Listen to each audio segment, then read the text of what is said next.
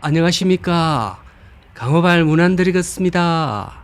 자, 여기는 부산 기장의 오시리아 관광단지 올시다.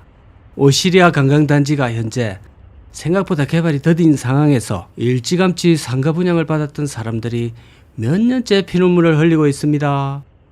공실이 해결이 안 되고 세금과 관리비만 계속 내고 있는 상황입니다. 부산 경남권 분들은 좀 친숙할 거라고 생각이 되고요.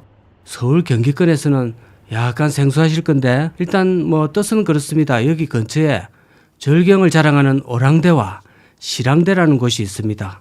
근데 그 머리 글자를 합쳐서 오시리아라 이 합성 이름을 붙였습니다. 또 부산으로 좀 오보시라라는 약간의 좀 재밌는 표현도 숨어 있고요. 조금 외국의 무슨 영어스러운 그런 이름을 좀 만든 느낌도 드는데, 아파트도 요새는 이름이 장미 아파트, 무궁화, 석보, 칠성 아파트, 삼성, 삼익 이런 거 했다가는 아무도 관심을 못 받습니다. 그래서 요즘은 아파트 이름도 그렇고 모든 게 영어스러워야 된다 이런 뜻입니다.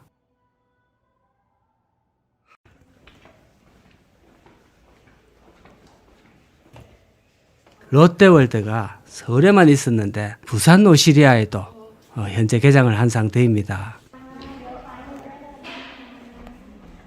그러다 보니까 그 당시 한 8년 전 2016년 당시에 많은 분양 공고가 이루어졌고 실제로 많은 사람들이 여기 일대에 상가 분양을 무척 많이 받았습니다.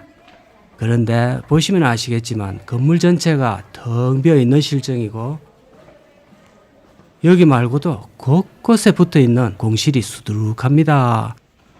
쭉 같이 한번 둘러보실게요.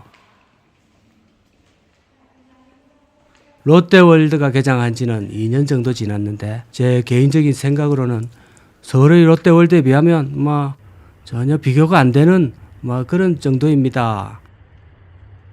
현재 가장 큰 문제가 뭐냐 하면 빵빵한 메가급의 대기업들하고 생계형 자영업자들이 바로 맞대결을 해야 되는 이 상황에서 바로 횡단보도 건너면 지척에 롯데 아울렛이 떡하니 버티고 있고 또 바로 그 앞에는 그 세계적인 스웨덴의 자랑, 세계 최대의 가구 전문점인 이케아가 떡하니 휴영을 자랑하고 있습니다.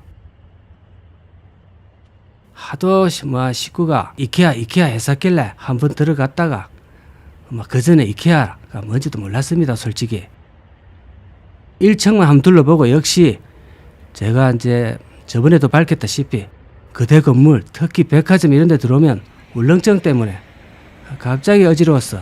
둘러보라 하고 저 혼자서는 그냥 차에서 절대 안정을 취했습니다.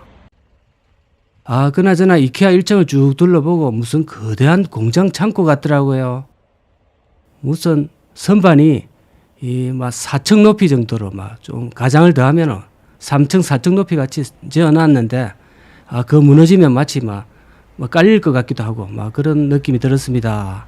근데 안에 보니까 가구만 파는 게 아니라 스웨덴에서 물 건너온 레스토랑 또 커피숍도 있고 애들 놀게 하는 유아 놀이터도 있고 자 여기서 모든 것이 해결되도록 되어 있습니다. 그리고 사람들이 바글바글 합니다. 제가 실제로 촬영은 안 했지만 이케아 잘 되는 거는 여러분도 다 아실 거라 굳이 촬영을 안 했습니다. 또 설상가성으로 길 건너 바로 맞은편에는 롯데 프리미엄 아울렛 그 막강한 대기업들이 떡하니 자리 잡고 있습니다.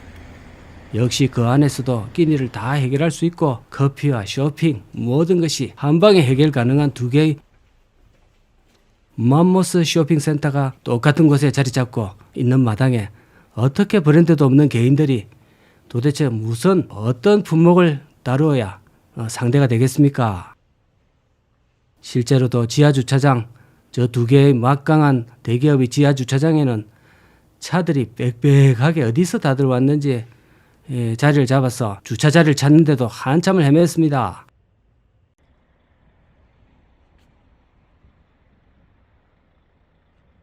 그리고 여기 전 지역이 관광단지로 묶여 있기 때문에 상업외의 용도시설을 하나도 지을 수 없는 그런 지구라서 더 상가가 고사되고 있는 그런 실정입니다.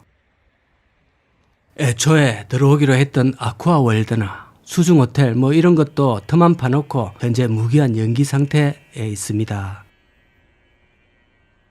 자신이 없는 거죠. 사업성에 있어서. 사실 오시리아 사업 자체가 수많은 굴곡, 중단 개재를 반복하면서 오늘에 이르고 있습니다. 어찌 보면 뭔가 억지를 만들었다는 느낌을 배제할 수가 없습니다.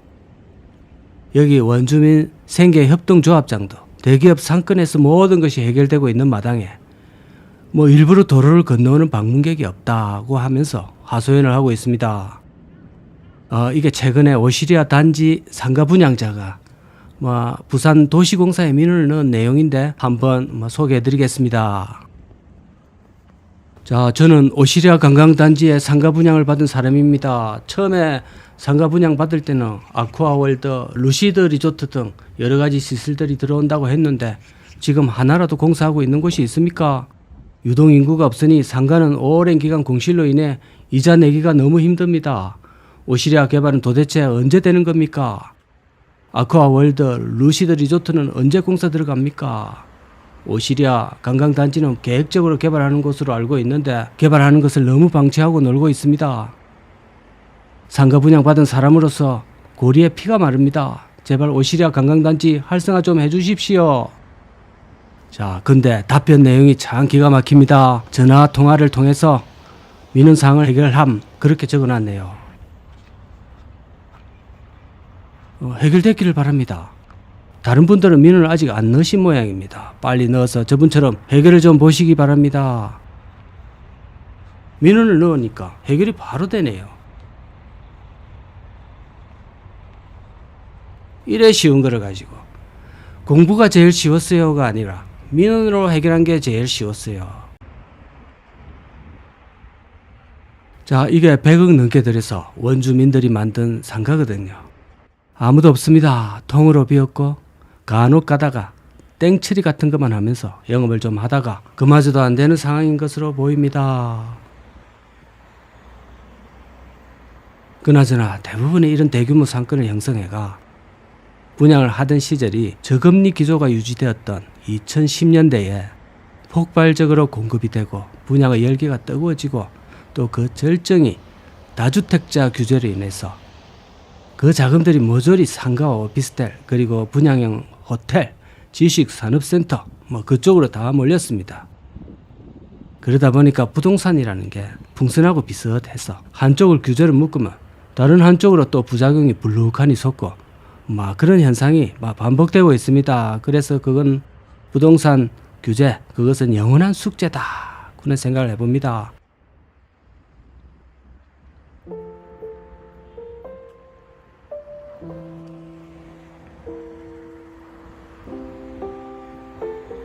아무튼 애초에 계획했던 대로 오시리아 일대가 지금보다 훨씬 많은 사람들이 찾아와서 좋아지기를 기대해 봅니다. 무엇보다 정치와 경제가 조화를 잘 이루어가 잘 되면 되겠습니다. 그렇게만 된다면 여기도 희망이 생길 거라 생각을 해봅니다.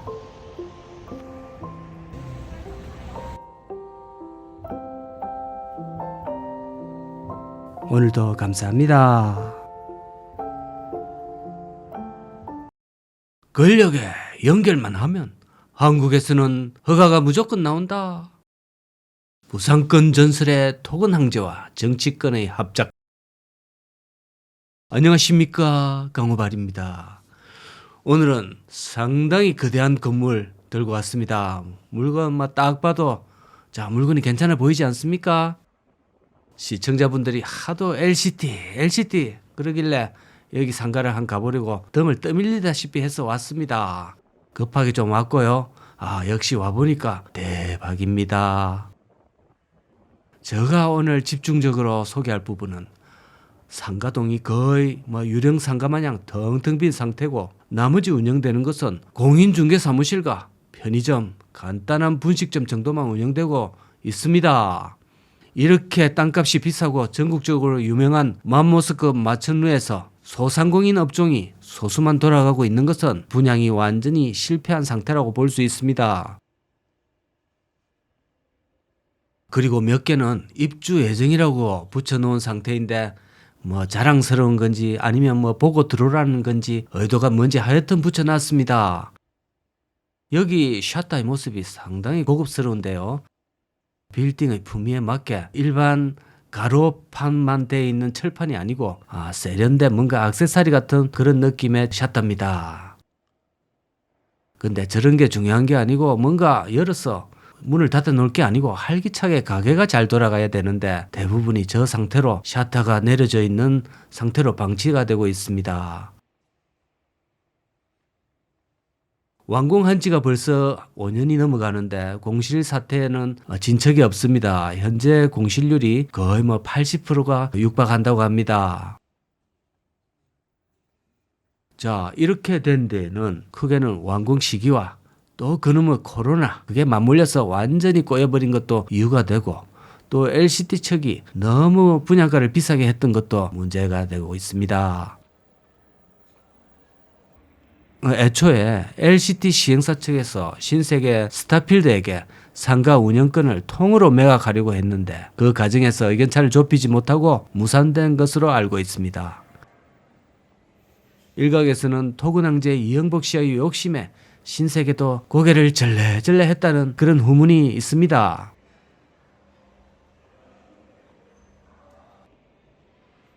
자, 그 이후 LCT 자체 능력으로 분양을 시도는 해봤지만 현재는 보시다시피 공실만 수두룩합니다. 자, 쭉 한번 둘러보시기 바랍니다. 여러분이 이 먼 부산까지 일부러 오기야 힘들지 않겠습니까? 강발의 눈을 통해서 이렇게 전국을 한번 구경을 해보시기 바랍니다. 저는 태어나서 정말 이런 곳에는 일부러는 처음 와봤습니다. 큰 마천루나 백화점 같은 데 들어가면 갑자기 몸 컨디션이 거짓말같이 속이 뒤집어지고 어지럽고 이상한 냄새도 좀 나고 그래서 울렁울렁한데요. 그래서 잘 안 들어갑니다. 조그만한 이런 데만 주로 다니고 가는데 여러분도 혹시 이런 증세가 있는지는 모르겠지만 이런 걸 폐쇄 공포증도 아니고 그렇다고 백화점 공포증 이런 거는 못 들어봤는데 하여튼 건물 공포증 같은 게 조금은 공포는 아닙니다만 몸 상태가 좀 안 좋아집니다. 자, 지금 촬영 때문에 왔지 아마 평생 올 일은 별로 없습니다.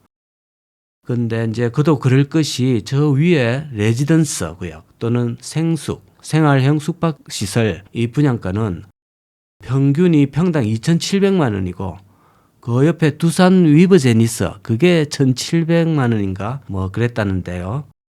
거의 2배지요. 저랑은 별로 관련이 없습니다. 저뿐만 아니라 관련 있을 사람도 많아 보이지는 않습니다. 근데 100평 펜트하우스는 평당 7,800이랍니다. 분양 가격이 73억이니까 관리비는 상당히 나오겠네요. 자, 공실 사태는 이대로 방치해 두지는 않겠지요. LCT가 워낙 잘 하겠는데 그러면 이 LCT가 엄청난 특혜 시비와 로비 그리고 정경유착의 표본이라 볼 수 있는 사연을 가지고 있는데요. 제가 간략하게 설명을 한번 드려보겠습니다. 자, 애초에 LCT 사업은 정말 불가능했던 것이 비치프론트라고 나가자마자 바로 모래사장이 펼쳐집니다. 이런 바닷가가 지척에 초고층 100층짜리 빌딩이 허가가 나는 것은 한국에서는 그동안 전례가 없었다고 합니다. 해운대 해수욕장하고도 지척이라서 홍콩이나 중국의 하이난 또 다낭 이 정도 세계적인 아시아의 관광지를 제외하면 정말 드문 케이스로 전 세계적으로도 흔치가 않다고 합니다.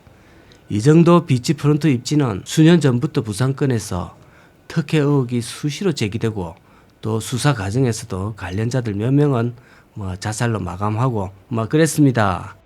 LCT가 들어서기 전에는 여기 고층을 지을 수가 없던 부지였는데 부산시가 갑자기 허가를 내줬고 사업비 PF 대출이라고 하죠. 관련 금융권들이 수천억 대출과 보증을 포함한 특혜 의혹들이 속속 드러났다고 합니다. 또한 엄청난 분양가 논란에 휩싸이기도 했는데요. 아까 말씀드린 것처럼 수도권이 아님에도 LCT는 평당 7천만 원이 넘는 분양가를 기록했고 아파트의 경우에는 전체 882가구에서 평당 평균 2,700만 원 선이라고 합니다. 한때 2020년대 후반에는 평당 6천만 원까지 이게 올라갔다고 하네요. 자, 일단 부산 역대 아파트 최고 가격입니다. 최하 12억 정도는 있어야 되고 최고는 76억, 펜트하우스는 76억입니다. 그 가운데서 한번 여러분도 골라보시기를 바랍니다. 여기에 분양을 받는 사람들은 대체로 자산가들이 투자 가치와 또 약간의 가시용으로서 내가 LCD 하나 가지고 있고 또 뭐 살고 있다라는 것이 이제 하나의 자랑이 될 정도 그렇게 느껴지고 있습니다. 또 여기 막상 와서 보니까 말로만 듣던 차들, 소위 벤틀리 또는 이름도 잘 모르는 노란 슈퍼카 이런 것이 벌써 여러 대나 봤을 정도로 자산가들이 많이 있어 보입니다. 자, 그러니까 여기는 단기적으로 가격이 조금 위아래로 요동치거나 상가 임대가 좀 안 되고 해도 상가 소유주들이 자신이 자산에 여유가 있어서 그런지 이자를 물어가면서라도 싸게 내놓고 있지는 않다고 합니다. 그만큼 여유가 있다는 것이겠죠. 저는 근데 이제 여기 어지러워서 못 살겠습니다. 어지러워서 포기하고 오늘 영상은 여기서 마무리할까 합니다. 촌딱이라서 이런 큰 건물에 있으면 몸이 좀 안 좋아집니다. 감사합니다.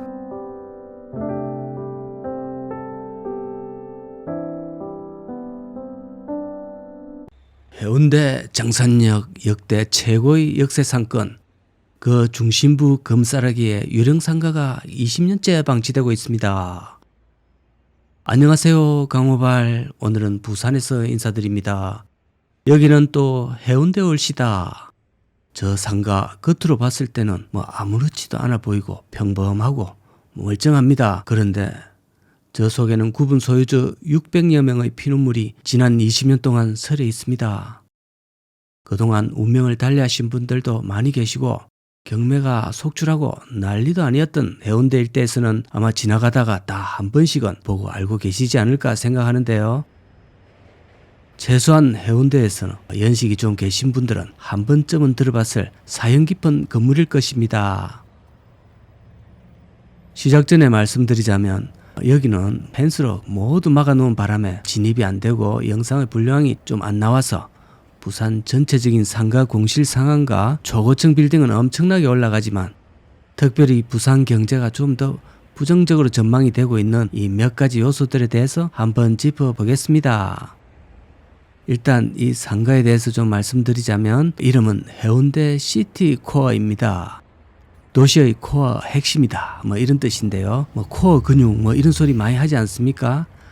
코어 근육이 강해야 나이를 먹어도 몸을 똑바로 지탱할 수 있다 이런 의미에서 특히 나이가 들어갈수록 여러분이나 저나 특히 코어 근육에 신경을 많이 쓰도록 해보입시다. 여기가 2001년 당시 부산 최초 아울렛으로 개업을 한 곳인데요. 2001년 하면 와닿지가 않습니다. 뭐가 떠오르십니까? 이때의 시대적 상황이 잘 와닿지가 않는데요. 워낙 오래됐습니다. 20년이나 됐기 때문이죠. 대충 기준이 되는 사건을 말씀드리자면 국제적으로는 세상을 떠들썩하게 했던 바로 그 사건, 마치 영화의 한 장면 같은 9.11 테러가 2001년에 발생했습니다. 국내 연예계에서는 싸이 정도 되겠습니다. 싸이가 약간 뜨기 시작했고요. 이제 정치적 상황으로는 DJ 대통령, 그 다음에는 이제 노무현 정권으로 이어지는 그런 시절이었습니다. 대충 조금 그림이 그려지시나요? 당시 여기가 장산역 초역세권으로 엄청나게 인기가 많아서 분양은 성향리에 잘 됐다고 합니다. 그러다가 시행사가 부도가 나서 관리사 선정에 문제가 생기고 그러면서 이제 삐걱거리기 시작했습니다. 상가 운영이 제대로 안 되고 계속 상가가 운영 없이 몇 년 동안 놀아야 했습니다. 그러니까 분양은 받았는데 수억 수천이 들어가는데 영업은 못하는 그런 상황이 발생을 했던 것이죠. 분양받은 사람들은 이자와 세금만 꼬박꼬박 냈고 영업은 못했습니다.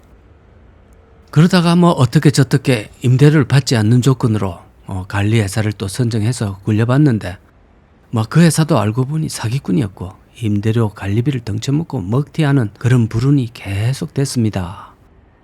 이런 사건이 어떻게 가능한가 라고 여러분이 생각하실 수가 있는데, 저번에 제가 올려드렸던 네오스포도 그렇고 회사 측에서 시행사 측에서 마음먹고 사기를 치면 상가의 특성상 개인 소유주들은 힘을 모아서 대처하기가 상당히 어렵습니다. 각자 먹고 살기 바쁜 서민 중산층들이고 기껏 해봐야 법원이나 관공서 앞에 가서 피켓 들고 1인 시위하는 정도가 최선입니다. 그런다고 해서 누가 관심이라도 주겠습니까? 심지어 이 상가 소유주 중에서 개인적으로 목소리를 크게 내면 또 그 사람이 표적이 되어서 해코지까지 당했다 그런 얘기도 전해지고 있습니다. 개인이 큰 자금을 들여서 이런 곳을 분양받고 문제가 생겨버리면 결과는 대체로 가정 파탄과 심하게는 자살, 또 법원의 빨간 딱지 그런 식으로 이어지고, 실제로 여기서도 엄청나게 많은 가정 파탄자들과 자살자들이 발생하였습니다. 막상 이런 일이 발생하면 행정기관이나 수사기관에 아무리 진정을 해봐도 실제로는 별로 무용지물입니다. 사건 접수조차도 상당히 힘들어버리는 이상한 상황이 발생하게 됩니다. 그만큼 흩어져 있는 개인들은 너무도 무력한 존재들이 되는 것이지요.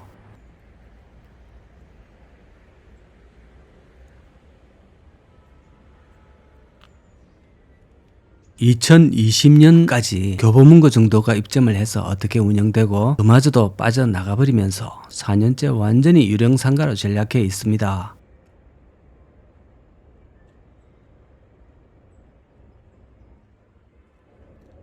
저기 펜스에 보시면 경동리인이라는 아파트 브랜드가 적혀져 있는데요. 이 저주받은 상가를 허물고 경동리인 아파트로 재건축이 되려고 했지만 그마저도 안 되고 있는 상황입니다. 앞에 말씀드렸던 부산이라는 도시가 앞으로의 이 큰 덩치를 유지해 나가기가 힘들고 계속 젊은 층의 이탈이 가속화되고 있고 하는 것에는 가장 큰 이유가, 부산은 한국의 대도시 중에 자영업 비율이 가장 높은 도시로 통계로 나와 있습니다.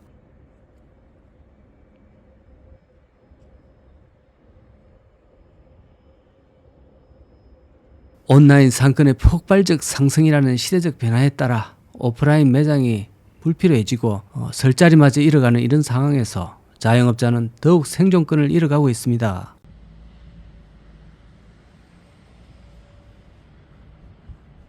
그런데 건설사들은 이 트렌드를 아는지 모르는지, 아니면 알면서도 짐짓 모른 채 하면서 지금도 계속 상가와 아파트를 지어대며 자신들 역시 무언가를 계속 지어야 유지가 되는 구조이기 때문에 부산이 지속적으로 인구 유출이 되든 말든 일단 층수를 계속 높여서 건물을 지어대고 있습니다.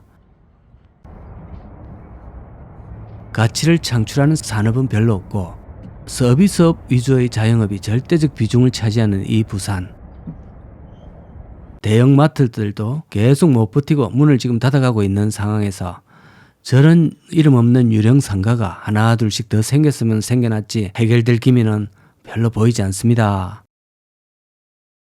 저 휘황찬란한 초고층 빌딩만큼 과연 도시가 내실도 다져가며 이 거대한 도시가 유지가 될지 기추가 주목되며, 오늘도 유령상가와 함께 자영업 1위, 고령화 1위, 부산이 처한 어두운 현실에 대해서 조금 얘기해 봤습니다. 시청 감사합니다.